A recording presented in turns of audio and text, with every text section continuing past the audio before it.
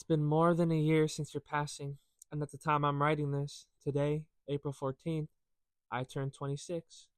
But the only gift I wanted was your voice. Just one more happy birthday from you.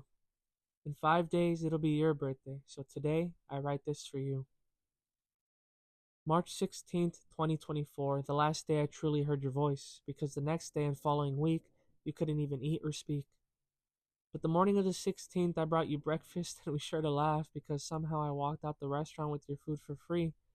You smiled through the pain, pretending for my sake, even though I saw the truth in the tremble of your hands.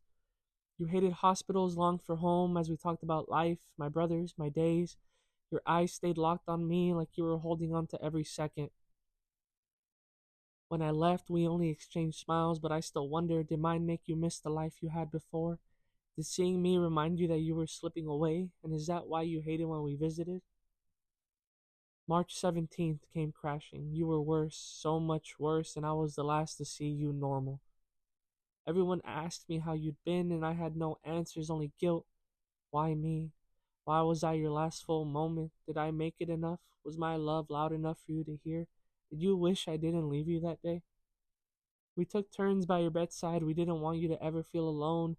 You hated the quiet when things went wrong. Every beep from your monitor felt like thunder in a room full of fear, because having to look up and see a flat line would only mean the start of a life trying to remember you. They poked, pricked, and they hurt you, and you cried, asking us to make it stop, and we did. We gave you peace when doctors said you couldn't go on. A priest came into your room, whispered prayers over you, and I watched you try to move your lips.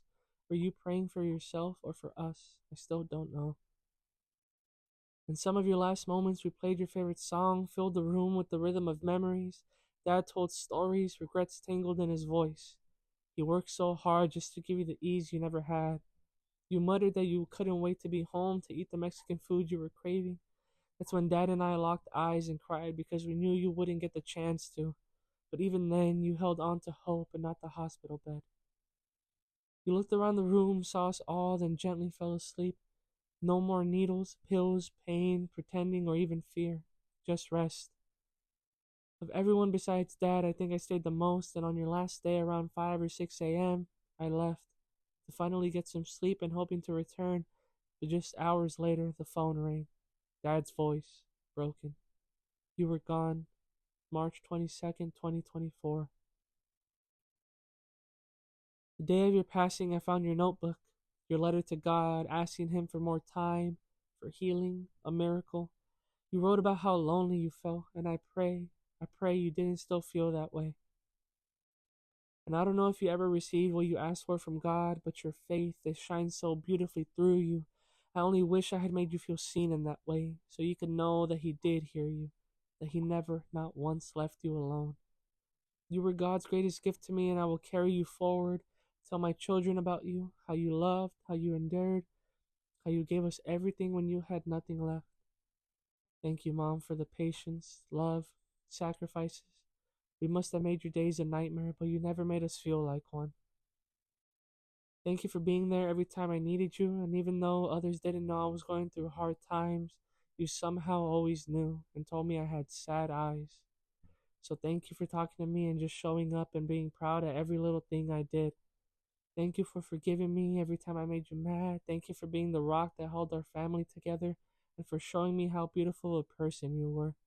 Thank you for everything. You are the best mom I could have ever asked for, and I just wish I treated you as gently and caring as you did to me. I still look for you in your room, in the air, in my dreams, in these poems I write, but I wish I told you all this in person. There are regrets, but no doubts. I never stopped loving you, and I never will. You are and always will be my mom. Thank you for it all, for being you, especially. And every time I hear a short Mexican lady speak Spanish, I swear my heart shatters again because it makes me think you're right beside me, telling me one of your stories, but you're not. There's not a day that passes where I don't crave your cooking. It wasn't just food, it was love, it was you, the smell of home, the taste of childhood, the comfort only your hands could make. I try to find it again in other meals, other kitchens, but nothing fills that space. And I'd give anything for one more plate, one more moment of coming home and asking what you had made. We'd sit watching old home videos, flipping through faded photo albums, laughing at my tiny voice, wild hair, and my big smile that you loved. You laughed too, but yours felt deeper, like you were holding a whole lifetime in your heart, as if every photo and every frame took you back in time, since it was more than a memory. It was proof you did something right. And I think now, from your side of the couch, you weren't just remembering the past, you were reliving it. You were watching me grow, grateful for every second. You gave me more than stories. You gave me your love, your laughter, your whole heart. You gave me everything. If I could go back, I'd sit beside you quietly, watch the memories play, and this time I'd see them through your eyes. Life went by way too fast. I also needed more time.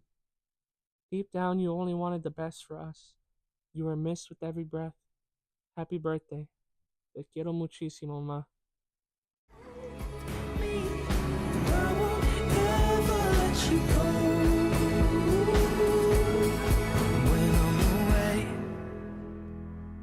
I will remember how you kissed me